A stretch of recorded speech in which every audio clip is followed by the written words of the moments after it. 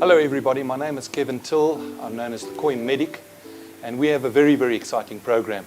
What we are going to be doing is we're going to be working on a couple of fun facts about fish, and we are also going to give you some educational hints and tools whereby to look after fish and understand fish. But right now we are at a very exciting pond. Mike Segal of WCB has got a serious koi collection, and what we want to do is we wanted to showcase the beauty of koi fish and also some of the varieties just briefly, so that you can appreciate. A lot of times we go to foreign places where we see these fish swimming in ponds and the peace and tranquility.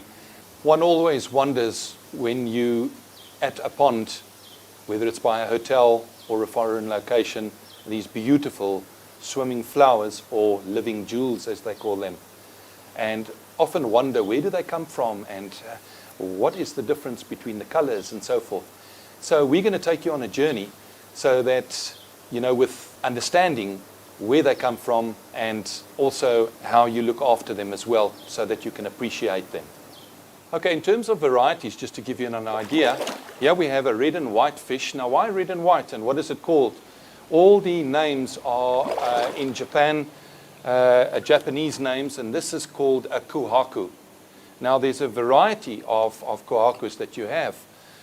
You can have a Tancho Kohaku, and you can have a 2-step and a 3-step, but we'll get into that. Right now, we just wanted to discuss that this fish is only 3.5 years old. So this is now where it becomes, where we look at the bloodline. And these fish are selected and handpicked and reared in Japan by very reputable breeders. The bloodline and the breeding process of the breeders, the likes of Sakai, Mamatora, and so forth, it's generations of families that have studied and understand the art of breeding. It's not that easy just to put a male and female together and breed. So this is really a very, very special fish. So the red and white, the red is known as he, and the white is known as shiroji, which means white as snow. Within its design, you want the color to be perfect. That's the whole idea.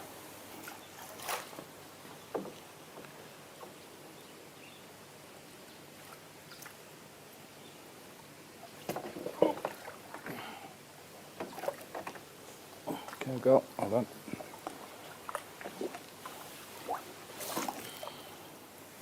Okay, whilst you watching, not everybody has koi fish, and we also want to help the beginner, a person that's interested in the koi fish.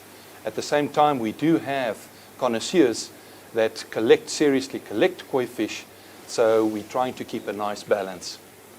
But from an interest perspective, the Japanese have a saying, learn how to keep water, then you have fish. When it comes to fish, not only koi fish, but all fish, it's all about the water. Having a good understanding of the balance of water, the beauty of how water is balanced. As a matter of interest, for the newcomers to this hobby, the world's oldest living koi fish, you can Google it, is known as Hanaku, and it was recorded through National Geographic at 226 years old. And you can Google that, a beautiful story, where the generation of families had this fish in natural spring, which is in Japan. So that's just something that's of interest. This is a very, very special fish. It's what we call a tatagoi, which means a promise for the future. This Sanke has been, again, hand-picked and selected and is being groomed for the future, a potential grand champion. So a lot of effort and a lot of care is going into a fish like this. We've now got 3 colors, meaning Sanke. Sanke means the color of 3. So now we've had the white, which is shiroji that we've spoken about, the he, which is the red, and now you get the sumi, which is the black. And there's a particular pattern that is favored, and also the size of the fish. Whilst we're talking about size, the ladies might enjoy this. Females rule in this game. When it comes to shows, the females are the champions. The males are really not considered, although they are very special, but it's the females with the voluptuous body shape that wins the shows in general. Okay, Mike, what fish have we netted here? This is a Tancho Sanke from Sakai Koi Farm. So Sakai is one of the top breeders of the world with koi fish. Correct. He's won a lot of GCs in Japan. GC meaning? Grand Champion. Grand Champion. Now in Japan, when they have the All Japan show, that is the prestigious. That's the World Series from a koi perspective. It's the most sought after prize for any koi keepers to win the All Japan show. Mike, I see that we've got a perfect round circle on the head. How important is that when it comes to this particular variety? Well, the Tancho Sanke, it is very important. The red on the head, the circle, is representing the Japanese flag, and it's very meaningful. But it's basically a Sanke, but with the Tancho on it. So the black spots are representing the Sanke pattern, and the Tancho is representing the Japanese flag. How old is this fish? She is 3 years old, a Sansai. 3 years old. Now, when they talk about in terms of years, you've got Tosai, Nisai, Sansai, and so forth.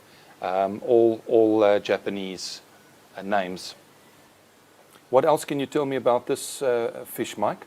She's very nice. She's got a fantastic sumi pattern and very, very good white, which shows up the red.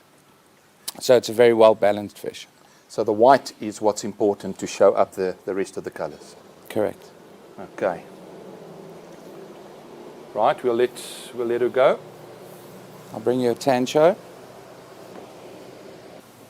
Mike, now all these fish that come from Japan, you import literally tons of fish a month. And I know that you go at least twice a year to Japan to go and select. I've been with you to go and select koi fish. And the last time I was with you was in the northern districts of Japan. Yes, Niigata.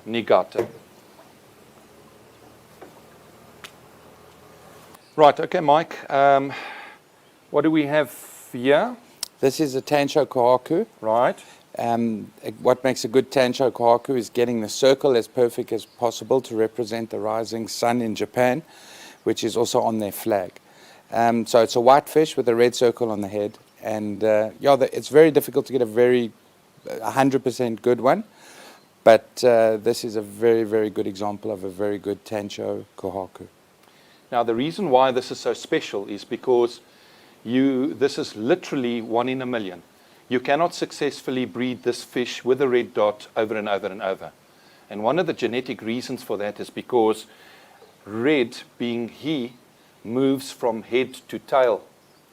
And the black, the sumi, moves generally from tail to head. So you can understand a fish this size to have the perfect dot on the head where it's genetically supposed to move to the tail, how very, very special this is. And also, the judges will select and make the things that they will look at is the skin of the fish, the quality of the skin. And that's something that Mike has a very good eye on when he's selecting in Japan.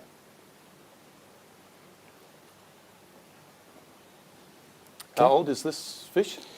This is also a Sansai, 3-year-old. 3-year-old Sansai. And the breeder? Also Sakai on this one. Also Sakai.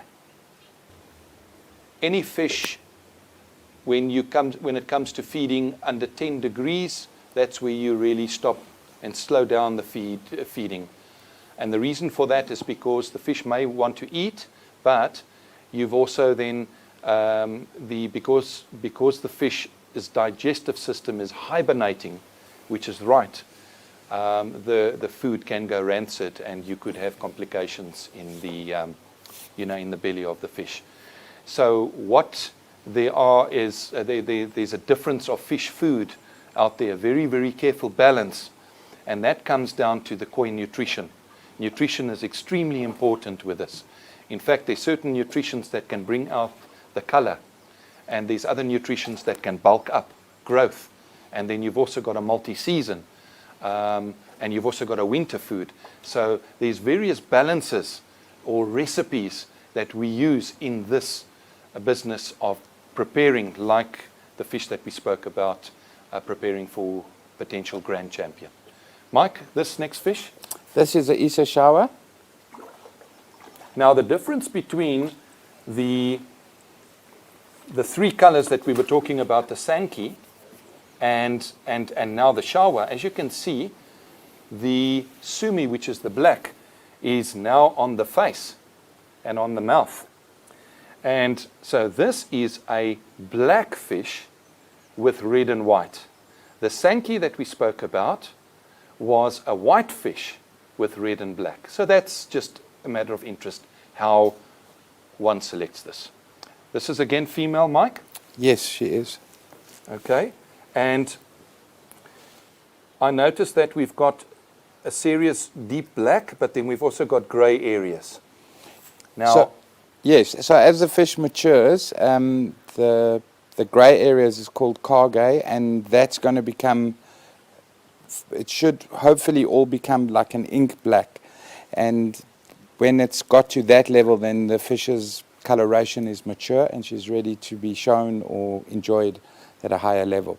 So it's still got a lot of growth to go through and color to come up on the fish. So for a buyer of a fish like this, it's not what you're seeing now, but it's what you visualize seeing once all the gray is black. Correct. It's a future fish. You can see this fish is going to be very big. You know, when you look at puppies and look at the big paws and say, wow, that's going to be a big dog one day. Well, what we do here is we normally look at the shoulder of the fish, and we look at what we call the caudal peduncle. That's now between the dorsal fin and the tail fin. That section, you can see how thick it is. I can't even put my fingers around there. So that's what we look at for big fish. Mike, how many varieties? I noticed that lately the breeders are coming out with very, very interesting varieties. But where are we set with how many varieties do we have now in the koi? The number changes with the new breeds coming out all the time, but if I remember correctly, it was 42 varieties. But like I said, it's the Gauteng variety, which is Kohaku, Sanke, Showa, and Beko. That falls into the Gauteng. And then everything else sort of subcategorizes from there. At the end of the day, when you are selecting a koi fish, all you want to do is you want to make sure that the fish is healthy, that the fish has been properly quarantined. It's all about the water, remember. And then if you like a particular color, if you like this, a monocolor, and you don't want to have a variety of colors on the fish, it's entirely up to you. It's your pond. It's what you like.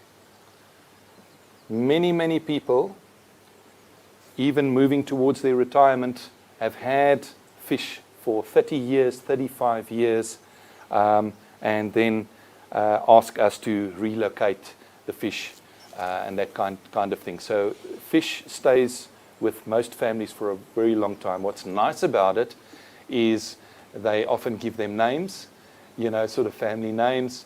The children give them names, and so forth and so forth. So it's really very much a family hobby and not just dad's hobby or mom's hobby. Right.